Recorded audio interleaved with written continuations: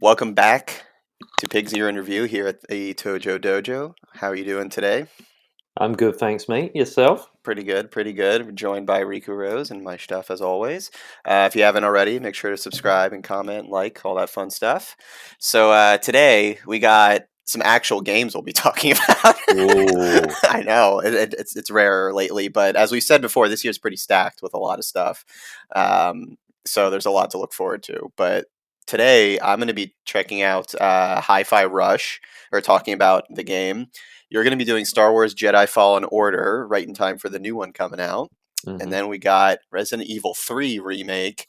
And then I'm going to talk about Guillermo del Toro's Cabinet of Curiosities, which was a recent Netflix show. So little all over, some sci-fi, some horror, a little bit of Star Wars, a little comedy here and there Yeah. as well. So I'll just start off with Hi-Fi Rush. So this game, as I just said a second ago, this year is already stacked with games. And what did we need? Another surprise game out of nowhere. Yeah, this year's getting crazy. Last night we had the Metroid Prime remastered or remake. Oh yeah, it's out today, and I go, "Where's the fucking time? Give So, me time to prepare." Well, I'm curious. How do you feel about companies doing this lately? This seems to be a new trend. I feel it's cool when it's not busy. Mm-hmm. But as I said to you before we started, there's like 3 or 4 games this month alone I want to play. Yeah. You can't just drop if June's looking dead and we're halfway through it and they go surprise, you go hey. Yeah. But now I just go, oh, when the fuck am I going to play that? Yeah, exactly. I think timing could be better. But the concept in itself, like let's just say it was just a boring month and this something came out. I think I do like it because I think it's not, you know, relying on like months and months, if not sometimes years of hype. I feel like there's games where too many of them have been announced almost too early. And then you Yeah. have so long you have to wait that by the time it comes out, sometimes people like kind of don't care anymore. But when a game like out of nowhere comes out and it's of this caliber, which I'll get into in a second, I think it can work. But to your point, the schedule could be a little bit Maybe better. even a week or 2. That's a good point. Yeah, like literally after the conference, brand new game out. Like, oh Yeah. shit. So it was just interesting that I've seen that a couple times lately. But as far as this game goes, though, so right off the bat, I got to be honest. When the trailer from that Xbox showcase started, and they went, "Yup, that's me." You're wondering how I got here. I was like, "Fuck no, not one of these." But fortunately, that's maybe the only minor complaint I have about this entire experience. It's just that's a trope that we don't need to do anymore. Well, I said to you in the Discord, like after this game got announced and we were all talking about it, I said like, yeah, like the writing seems a little lame, but like the stylishness of it, the gameplay of it, this still looks more interesting than anything Microsoft has released in years. Yeah, so this studio is interesting. So it's by Tango Gameworks, which it's part of Bethesda, which is part of ZeniMax, which is now part of Microsoft. So they're like 8 layers deep here. But this particular subgroup were the ones who made the Evil Within games and the most recent Ghostwire Tokyo game. So what better game to make next than a 3D anime platformer? Yeah. So I was a little skeptical at first, given that that's the studio, and I love those games. Don't get me wrong, but like this is such a massive shift from what they've done before. I was like, ooh, all right, I'm into it, but I'm curious of how they're going to do it. But really, the best way I can describe this game is it's kind of a mashup of a lot of different things in a good way. So you got the influence, I think, from Dreamcast era stuff is there very much, mainly like the Jet Set Radio kind of style of like cell shaded sort of graphics, but it's also still kind of anime-esque as well. So it's not like completely like Jet Set, but you know, it's kind of in that style. But then you got the rhythm game aspect of Space Channel 5 and like Hatsune Miku is a little bit thrown in there. Then you got some really like all over the place interesting music. So in this game, in addition to original music, there's Nine Inch Nails, The Prodigy, And then I feel like there's one or two other like pretty well-known Was it groups. like Metallica or something? I don't think I heard Metallica, no, No? but there's like rock music in it for Yeah. sure. But just a collection of interesting music. And basically, and on top of that, it's a platforming game. So really, the best way to describe it is it's a 3D kind of platformer style game. You know, like a Jack and Daxter, Ratchet and Clank, that style of game. But the interesting part about this is it's music based. So the concept is, you know, wacky anime concept. You're going through a factory and you get trapped, and someone shoves an MP3 player into your heart, and now that's how you experience the world. Oh, I hate when that happens. Tale as old as time, right? Yeah. Funny side fact. You know what I wish they would have done because it's Microsoft? They should have themed it as A a Zune. Zune. Yeah, exactly. I would have died laughing. This would have taken the game up on a whole other level if they just referenced the Zune. Unfortunately, they did not. So it's just a generic MP3 player that's like shoved into your your heart, basically. And really, the whole point of the game is as you're beating up enemies and going through levels, you don't have to do it to the beat of the music, but if you do, then the attacks land with like more damage, you get more points, and you sort of get into a flow where you can start comboing things. So the key thing I want to mention is that you don't have to, but obviously it's incentivized, like you should do it. Contrast that with a different game that I tried out actually recently called Metal Hellsinger. I tried the demo for it, and it's That was like the basically first-person shooter, right? yeah, it's a first-person shooter, and it's also music-based. But the difference is in that game, you have to do it on the beat, or you just won't like attack at all. Okay. So, as you can imagine, if either you're just not great at rhythm games or your lag, which was the issue for me, wasn't like in sync with the music, I literally could not land a shot, and the game was so frustrating. So, or it was a demo, but like I stopped playing after 20 minutes. It was atrocious. Like you could not get it to land correctly, or at least something was going on where like it wasn't like in sync, basically, which was super annoying. But like I said, with this game, even if you don't do it on time, you're still going to hit the enemies, and it might just take you longer.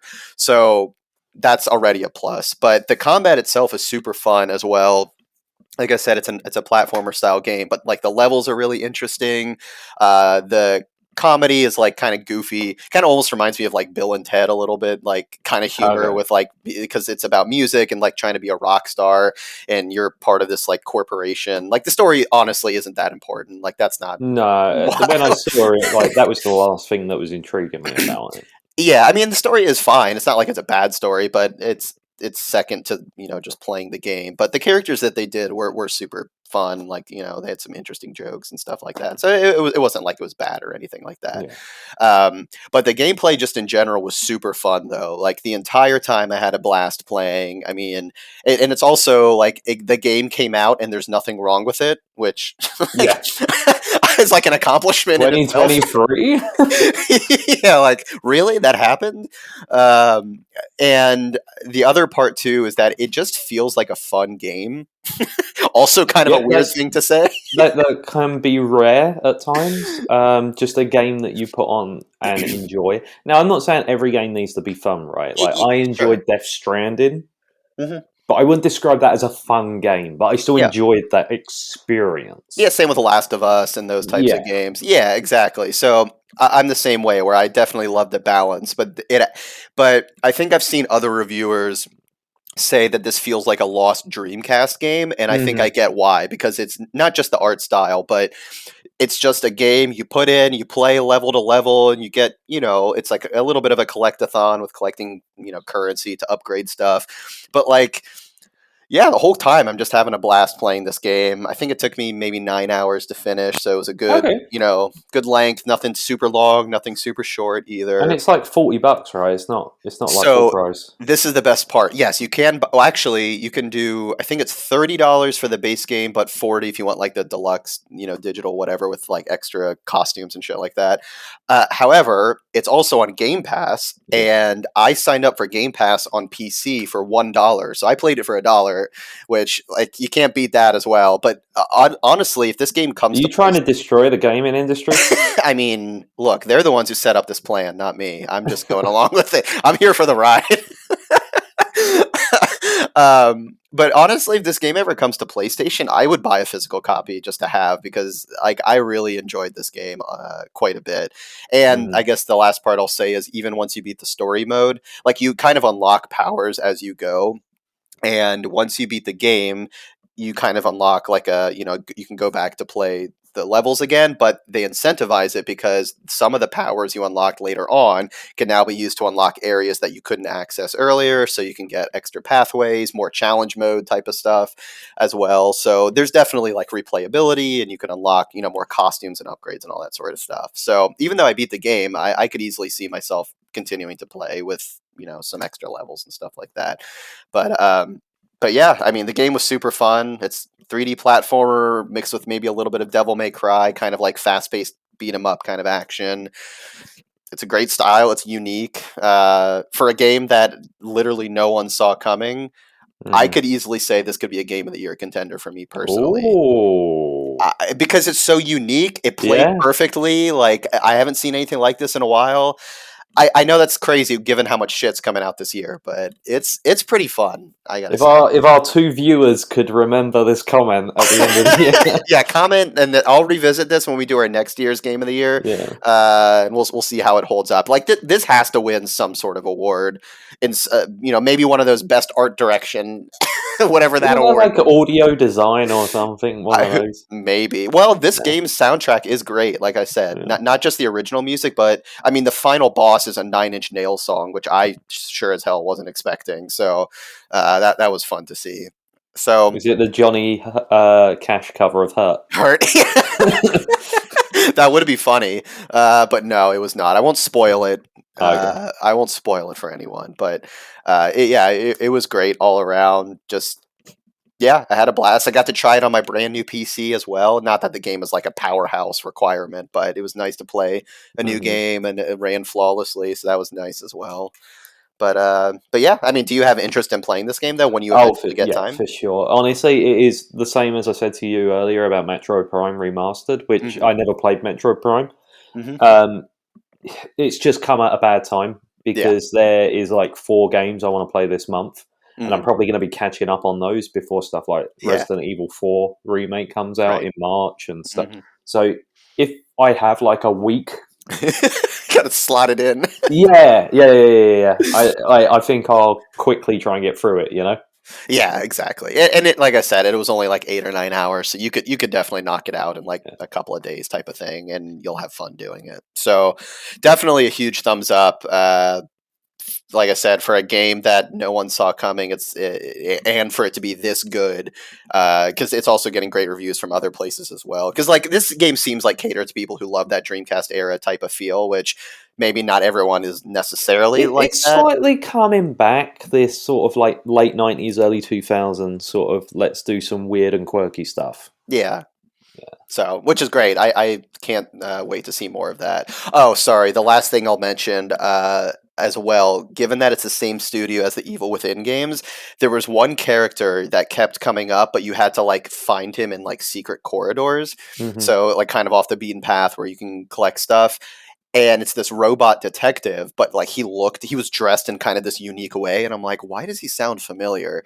And then after a couple times, I'm like, oh, it was a reference to Evil Within. They basically took the main character from Evil Within and made like a robot version of him. And he's in this game as like a detective trying to like solve murders and stuff like that. So I thought, like, at first it didn't click with me, but after I kept seeing him, like, that's where he's from. So they had some funny references to their other games. I don't think there was a Ghostwire Tokyo reference unless I missed it, but that was kind of a fun thing to see as well. So okay, but yeah, huge thumbs up. Highly recommend this game for sure.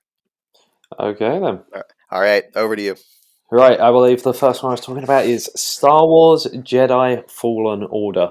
You've been on at me to give the Dark Souls series a try. So I was like, okay. Now this one was on PlayStation Plus, like the monthly giveaway games. Yeah. And I was like, I kind of missed this game. Kind of missed me by when it came out. I think other stuff came out, or I just was busy at the time. Yeah. Never tried it, and the new one comes out in April. So I was like, right, I should give this a go finally. Yep. And I was shocked at how much I really enjoyed this game. Okay. Yeah, it was. The story, I couldn't tell you still what was really going on. Cal Kestis and his fancy The green backstory. glow cube. Yeah, who knows? Yeah. I kind of past the point of caring with Star Wars now. Yeah, but it's nice to see an original story. So yeah, I'm just when we watched the original movies and it was like, oh, Luke is the only Jedi, and now there's a show every week about how there actually was another Jedi because no one knew about them or ever mentioned them. Like, don't worry about that. Yeah. So it turns out Order 66 actually didn't kill many. Yeah, maybe they need an Order 67 to clean up. Yeah. But I've never played a Dark Souls or Bloodborne or Elden Ring, right? So I don't really know how close this is. Mm-hmm. I have some issues with the gameplay, and I don't know if this is just part of the genre. Yeah. The backtracking is awful in this. Mm-hmm. You'll go all the way through like a temple or a cave, you get to the very bottom. Here, you'll watch a cutscene and you go, right, I got to get back to the ship. And they make you go all the way back. And at most, you maybe go through 3 new corridors and fight a couple of enemies on the way back. Sure. But I could have been quite happy if you'd had the scene, fades to black, he's back on the ship. That is more an issue with that game because one of the really good things, at least about the From Software, the core Soulsborne games, they have a huge interconnected world, and after you get through areas, usually what happens is you go, okay, now that I've beat this boss, hey, this door unlocks, and it kind of takes you on a shortcut back to the hub area. So they're really good about stuff like that. But if I recall from this game, it's all kind of separate levels, essentially, right? There's a little interconnectivity within the level, but not like between levels, right? Yeah. Well, it's also as well because the map is like Star Wars themed. Yeah. Where it's like sort of 3D, but you're looking at it in like an isometric. Mm-hmm. Half the time you're looking again, where the hell am I got to go? Because it's just not clear. That does ring a bell, yeah. Because I played this around when it came out, but I forgot about that part. Yeah. And then the other thing is, I think this is a thing in like Dark Souls and stuff where you like go by the campfires to regain health and stuff. Yeah. Mm-hmm. Right, but this one you meditate, right? Mm-hmm. And there would be times where between meditation and meditation spot, I lost like that much health, like not much at all, right? Yeah. But you still have to go through the scene of sitting down, meditate, stand back up, and it just takes like 10 to 15 seconds. And I'm like, can't I just like run over like the little blue shiny thing and just get the health back? Yeah, exactly. The extended meditation did get annoying because once again with the Souls games, the first time you unlock a place, it might take a little bit longer because it's like a mini cutscene. But every time after and you go to it, it's pretty quick. Like you go in and out, and it's not anything crazy. So yeah. And I played the PS5 version of this, but you can tell this was like a PS4 game that was struggling because the amount of like little like gaps you squeeze through so it can load the next area, things like that. Wait, is the new one only next gen consoles? Or? I actually don't know. I'm not listening to it. Okay, I don't remember. But I enjoyed this game overall. The combat was fun. It did take me a while to get used to it. Yeah. But what I soon found after a while was once you find out how to beat an enemy, it's pretty easy to do so. Yeah. Mm-hmm. Like, I'll be like, right, these guys, I've got to use this lightsaber like this one, right? Block them, then hit them. Oh, this one I got to block them 3 times and hit them. And I don't think there was enough enemy types to keep me on my toes. Mm-hmm. Because I felt like, oh, these are the 4 enemies on this planet, and I know how to deal with them now after 5 minutes. Okay, but did you like okay, here's a question. Did you like the fact that you had to learn their techniques rather than just go in and start bashing? Was that seem enjoyable? No, and this is what... I don't think that was the part I found enjoyable. I think it was the fact I was using a fucking lightsaber. Okay, that's fair. They are fun. There is something about lightsabers that are just cool. Kids pretend to play with them, because there is just something about like the noise. Yeah, it's great. It's timeless. There is just something about lightsabers that is cool. Did you? Okay, for me, when I played the game, I did the Darth Maul double saber like at all times. What did you? Well, you have to unlock Well, that, I think, I right? switched it up because it Okay, was like it said like the double lightsaber was better for when like crowd control and stuff like that. that's fair. That's And fair. then like when I was 1-to-1 with people, I just did the one. Yeah, So I was mixing it up all the time. yeah. Um, but I'd come to the point where I had to choose the color, Uh-huh. and I was like, well, he's ginger, he should have an orange one. It's only fitting. Well, it weren't also just that. It was like, well, Luke is blue and green, and like so he's like Yeah, Obi-Wan. I'm like, I want to give him a unique one, that's but okay. then All right. and Sam Jackson's purple. Like you can't That's take that's that. that's one I always go with. I always go with purple. But I went with the orange because I'm sure like someone would be like, well, actually, in the comics, there's someone, but Well, I think this character was made for this game originally, right? I yeah, don't yeah, think yeah. he existed But before, I but thought no one. I couldn't think of anyone who had orange oh yeah, I don't not that I remember. off the top Yeah, of my. I'm sure there is someone in the Star Wars universe. yeah. But no, I enjoyed the game overall. Okay. I was shocked at how much I enjoyed it because the fact people compared it to Dark Souls, I think, is one of the reasons it took me so long to get into it. Yeah. Uh-huh. But I would give it a thumbs up. It was really, really. One thing I really hope if they do go PS5 only, they can Hmm. do is fix the Wookiee's hair Gotta go because go on. they've not been able. Like we have super realistic looking people. Like they're having scenes in the ship, and you're like, oh, this could like only a little bit better, and you're practically watching real people in a movie, right? Yeah. Hmm. They haven't figured out how the Wookiee fur goes because it looks like they've all matted. It's all I just like got it. stuck together.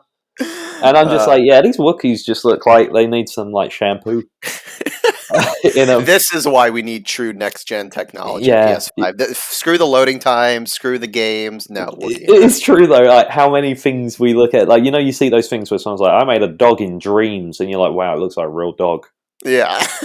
Show me a realistic looking Wookiee. I They all can't look do it. matted. It's like they can't do the fur. That's funny. I guess I didn't pay that close attention enough to that one, but I'm glad to know. It's just they look shiny, Yeah. and I just find it so weird. Maybe they just took a shower. I don't know. Who knows? That's funny. But no, yeah, I'd give it a thumbs up. that's good. Yeah. No, I really enjoyed the game as well. But to be fair, this was before I tried all or really played through all the Soulsborne games, and I think it's the comparisons make sense to me because the combat is similar enough, but it's definitely not necessarily on the same difficulty scale. I mean, I know you can increase the difficulty for this game. Well, that was the thing as well. Is I got through this game pretty easily, Hmm. and I didn't know if it was this game or I was just really good at the series. Well, it does You know? take some practice, to be fair. I mean, even Yeah, when I played it on whatever the normal difficulty was, like I had to learn it still. It's by no means completely easy, but you do get the hang of it. But yeah, that is, I would say, this is a good stepping stone to the Soulsborne games. Like if you liked this style, obviously it's Star Wars, but like if you liked this style of game, yeah, then you might potentially like those games. But it is still on a different level of yeah. like paying attention and all No, that there shit. was a part of me that was like, would I just walk through the Dark Souls games? Because I'm getting pretty Now easy. you're confident, fucking Yeah. walking through, start punching people. Um, Give it a shot. Tell me what happens. yeah. But no, Yeah, I'll give that a thumbs up. yeah, that's good. Yeah, same here. I enjoyed that game when I played it, so Yeah. that's good.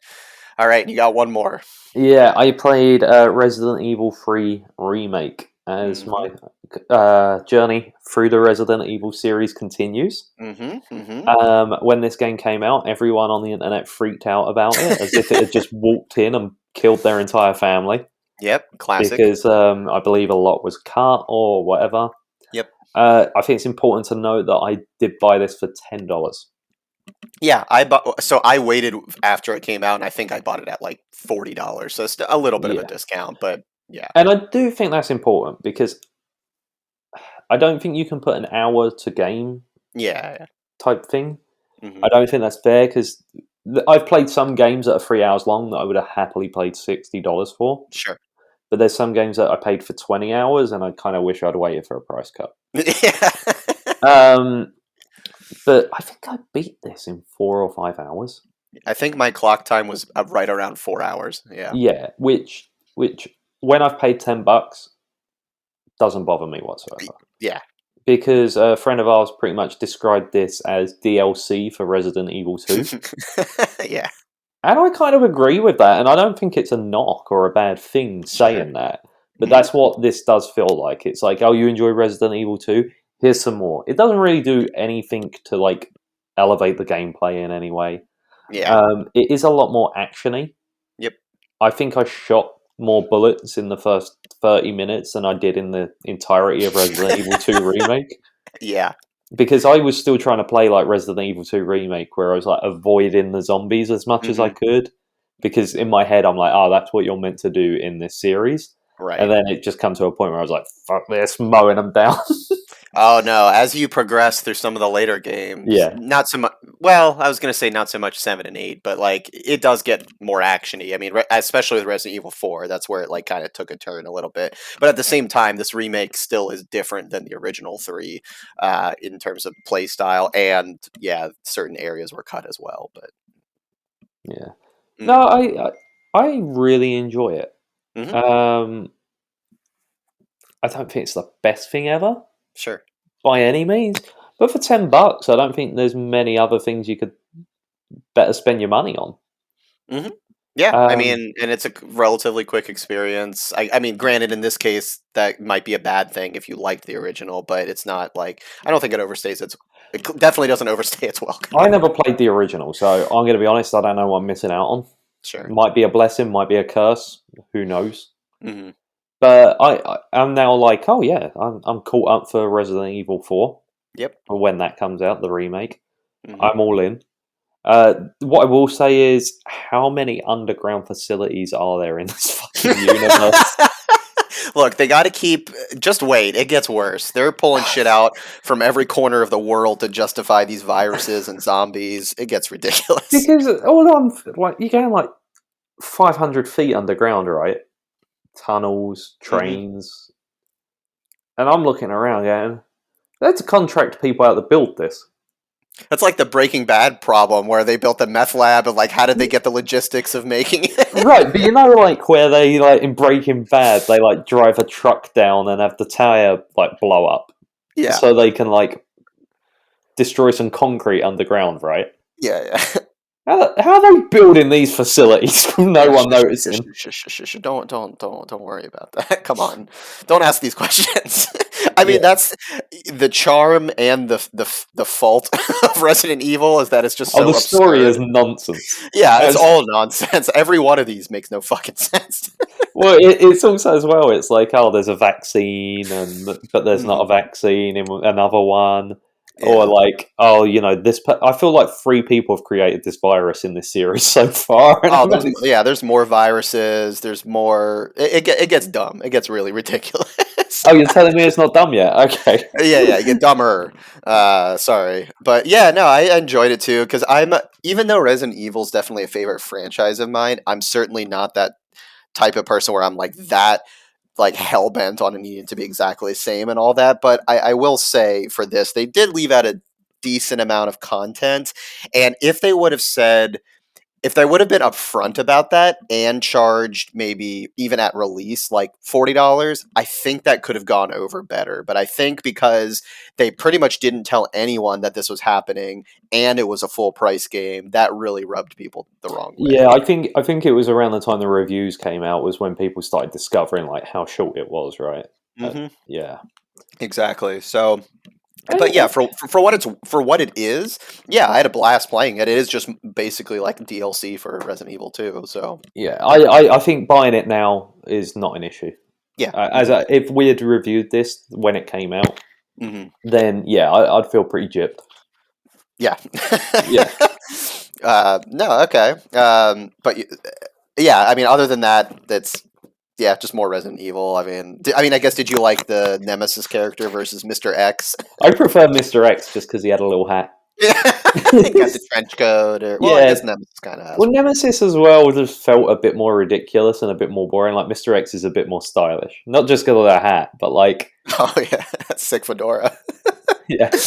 But you know, like Nemesis constantly screaming "Star" all the time. Just constantly like pulsating like other parts of his body growing Hmm. other parts. It was just disgusting. Yeah, it is. It is pretty gross. Yeah. Hmm. But also as well, like, is it RE engine? Hmm. The engine they use? Yeah. Beautiful. Yeah. It is really good. It is really good. Yeah, Um, they've I mean they've been using it for all of these remakes, and I believe including 4 coming out soon, as well as Resident Evil 7 and 8, and they've even used it for non-Resident Evil games. So this seems mm. to be a pretty versatile engine for a lot of things. I kind of get bored of just seeing everything in Unreal. Yeah. So it Hmm. is nice when you see other stuff. Like that was one of the nice things about like Horizon wasn't my favorite game, Hmm. but that was a game that felt like it had been built differently. You know, funny enough, Hi-Fi Rush was made in Unreal. Really? Apparently, yeah. Oh, well, hats off to them if they can make But something unique looking in it. but I do agree with you, the kind of standard look of Unreal games. Like I think with Hi-Fi Rush, they really clearly had to like do a lot of extra work and customization, I'm sure, to make it look that way. But Well, I get there was that weird period like the 360 PS3 generation where everything was just sort of like brown yeah. and looked the same, like Gears of War inspired, Hmm. and you could tell everything was being made like in Unreal. Right, right. Yeah, Yeah, it had that look. yeah. Um, But no, I'll give this a thumbs up for mhm. sure. I mean, it goes on sale every other week, Pretty much. so like at this point, like you still get people. I still see comments like, "Oh, but it's not. They took this out." And it's like, yeah, but it's $10 now. Fucking Yeah. get over it. Like, I mean, if you care that much, just go play the original. Like, it's not yeah, that big of a deal. And towards the end of last year, or whenever it was, they made 2 remake, 3 remake, and 7 finally PS5 like native versions. yeah. And That's what I played, Mhm. and yeah, it looks beautiful. You can do either the performance mode or have it in like 4K or whatever. Mhm. Yeah. Yeah, so it's great. Yeah, I'm glad that they're doing these remakes. I mean, 4, I'm sure it's going to be amazing. I'm curious how many changes they really are going to make, because the good thing about 4 or one of the better parts about 4 for me is how campy and goofy it is, but there's still some serious parts. But like with this remake, they make it seem like it's all serious, Mm-hmm. and they're taking out some of that camp, which we'll see how it goes, I guess. I don't know. Where's everybody at? Bingo. Yeah, bingo. The greatest line in video game history. It's so good. I love it. Surprisingly, Okay. they still haven't announced a remake for Code Veronica. I don't, for Or whatever reason. zero. Yeah. Yeah, or Zero as well. They just, Well, I feel like after 4, mm. it gets pretty iffy on like remakes. So it wouldn't surprise me if they go back after 4. I mean, shit, they just remade Last of Us and they're about to do Horizon, and that's been like 3 Yeah. years. But also as well, I don't think Resident Evil 5 and 6 are as loved. Not, at So least not for the right reasons. yes, I don't think people are going to be as excited about remakes of them. Probably not. Yeah. Yeah, most likely not. Um, so I don't know. We'll see how it goes. But yeah, I am excited for the 4th one as well. I'll definitely be getting that. It should be good. Yeah. Okay then. So thumbs up from me, and Hmm. then over to you for something else spooky. Yes, another horror property here of sorts. So Guillermo del Toro, great, great, just all around creator. Pan's Labyrinth is great, An and then actor in Death Stranding. yes, exactly, and as well as Always Sunny in Philadelphia, as I mentioned to you. He's Grandpappy McPoyle, I believe is his name. Great, our best performance for sure. But yeah, so Guillermo del Toro has definitely been in some interesting stuff and created some interesting things. But his latest show, Cabinet of Curiosities on Netflix, is really good because. So I guess I'm a sucker for anthology series because Hmm. like Twilight Zone is one of my favorites. I mean, X Files is not, I mean, it's X-Files all the time, but obviously there's each episode usually is like a different story, so you could almost to some extent call it like a episodic type of thing as Mm. well. But for this show, it is more like Twilight Zone, where it's completely independent, every story is unique, but it's a horror theme as opposed to like sci-fi. And I, even though I like Guillermo del Toro, I wasn't sure what to expect of this because I think he wrote one of the stories, maybe directed one of them, and there's 8 in total. But Mhm. for the most part, the only thing that connects them is he's kind of like in Twilight Zone. There's Rod Serling who like introduces each episode, and he's like the narrator. Bit like Uh, Alfred Hitchcock Presents type thing, yeah. yeah, exactly. So in this case, Guillermo del Toro is that type of character person. Like he's not in any of the stories. It's just he just introduces each one. But yeah, I'm assuming curated the author, or the not the authors, the writers for the different stories, and probably handpicked them, I guess, because it says the series is created by him. So clearly, he had some involvement across all of them, but I don't know exactly how much, to be honest. But each story really is truly independent, and they're all different directors and writers. Interestingly enough, I think one of them is the same director as what is it, Mandy and Beyond the Black Rainbow from like Oh, a that was couple that years Nick ago. Cage movie, right, Mandy? Yeah, exactly. So he directs an episode. The rest of the directors, I'm sure they've done other things, but I couldn't recall exactly what they had done. But there's also some fairly well known actors. Rupert Grint is in one of them from Harry Potter. He plays Mhm. Ron Weasley. He's in this. Eric Andre is randomly in an episode, which like threw me off for a second. Okay. And he plays the type of person that I feel like he would be good at playing. So it was casted well. But yeah, really, to be honest, this one's a little hard to review just because they're all individual stories. But the general consensus is I think out of 8 of them, at least half I think were really solid. And then the others were like just okay. Maybe one was kind of a stinker, to be honest. Mm. Oh, sorry, completely. I just forgot. One of the other actors is what's his face from the dad from Back to the Future. He has a weird. Oh, Crispin Glover? Yeah, Crispin Glover. He's in one of these episodes as well, and he plays He's a never weird. in anything. Yeah. He's in. I was gonna say if you're gonna check out anything from this, maybe check out that one just to see him, and he's great at playing a weirdo. Like Well, he is apparently pretty weird. yeah, exactly. So he does a great job at that, I guess. But yeah, overall the stories are interesting. They're more, almost all of them are set in like older times. Like I think there's maybe one to two stories that are like more modern, but the rest are just Mhm. old times. Nothing like descript per se, but just it's not current for the most part. Um, yeah, great direction. I think it is worth a watch. I don't know too many other horror anthology series that have come out. Like, there's a lot of sci-fi stuff, but horror doesn't. I guess you could kind of like put Black Mirror in that sort of. I don't know. It's because That's it's more sci-fi to me, I would think. I mean, yeah, well, there's horrifying aspects to it, but horror. Sorry, I guess let me put it a different way. There are some episodes that are like body horror in this, like right. gore, blood, guts, like that type. Not all of them, I but guess I find Black Mirror scarier than I do Saw. yeah, the implications are more Yeah, terrifying. because Mhm. I've always spoke to you. I don't know if this series does this, but that idea of where it just leaves you with an uneasy feeling. Mhm.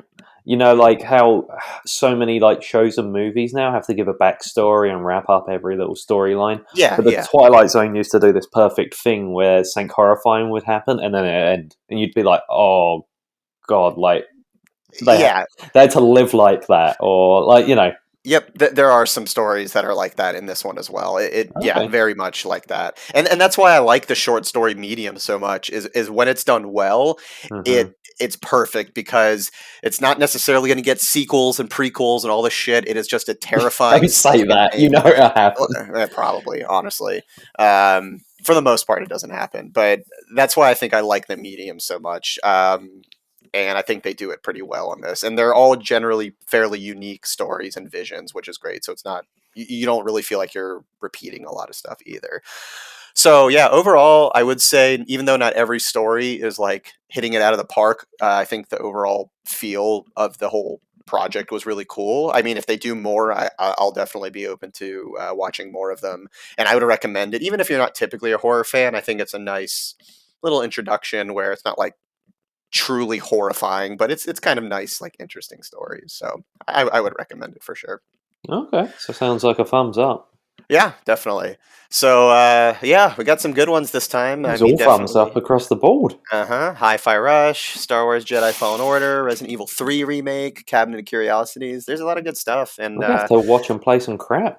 I know, like we said, it's getting busy, and even with like movies and shows, there's some decent stuff coming out somewhat soon. But the games are definitely going to take top priority. I'm already playing like 3 other games right now, so stay Yeah. tuned for that one. But yeah, have you watched any of the or played any of these or watched Cabinet of Curiosities? Let us know what you think, and yeah, make sure to comment and subscribe. And until then, take it easy, and we'll see you on the next one. Bye. Bye.